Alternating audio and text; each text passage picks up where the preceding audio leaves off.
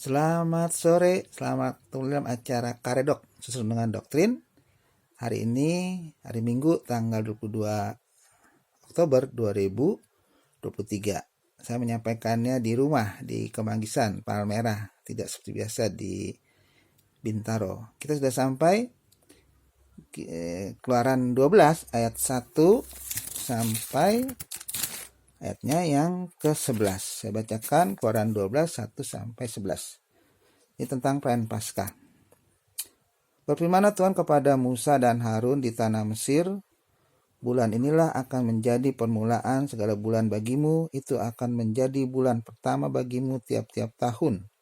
Katakanlah kepada segenap jemaah Israel, pada tanggal 10 bulan ini, diambillah oleh masing-masing seekor anak domba. Menurut kaum keluarga, seekor anak domba untuk tiap-tiap rumah tangga. Tetapi jika rumah tangga itu terlalu kecil, jumlahnya untuk mengambil seekor anak domba, maka ia bersama-sama dengan tetangganya yang terdekat ke rumahnya haruslah mengambil seekor menurut jumlah jiwa. Tentang anak domba itu, kamu buatlah perkiraan menurut keperluan tiap-tiap orang. Tiap-tiap orang, Ya, anak dombamu itu harus jantan, tidak bercela. Berumur setahun, kamu boleh ambil domba atau kambing.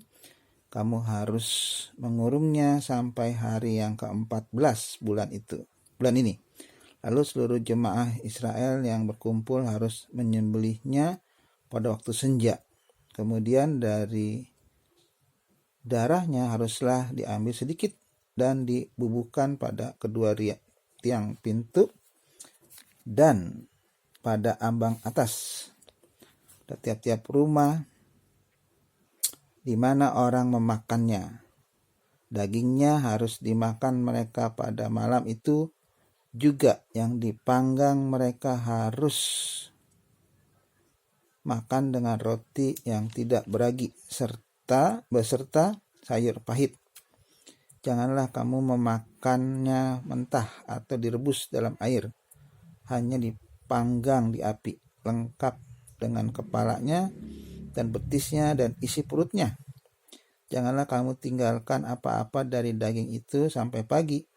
Apa yang tinggal sampai pagi kamu bakarlah habis dengan api. Dan beginilah kamu memakannya. Pinggangmu berikat, kasut pada kakimu dan tongkat di tanganmu. Buru-burulah kamu memakannya, itulah Paskah bagi Tuhan. Nah, jadi itulah ke-10 anak sulung mati, dan kalau orang Israel ingin anak sulungnya nggak mati, ya harus menyembelih domba atau kambing, boleh dikatakan, dan semua makan, aturan segala macam itu dijelaskan. Yang jelas itu semua adalah gambaran nanti Yesus yang akan datang, Mesias yang akan datang.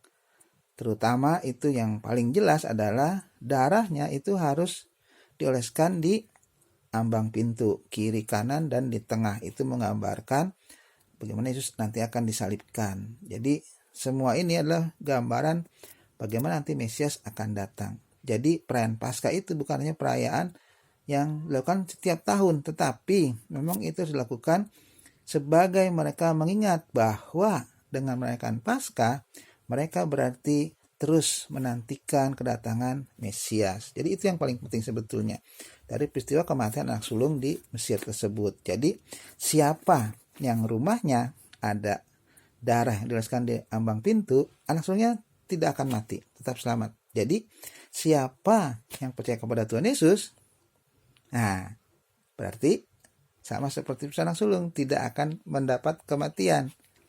Jadi siapa yang percaya Yesus akan tetap hidup, ya.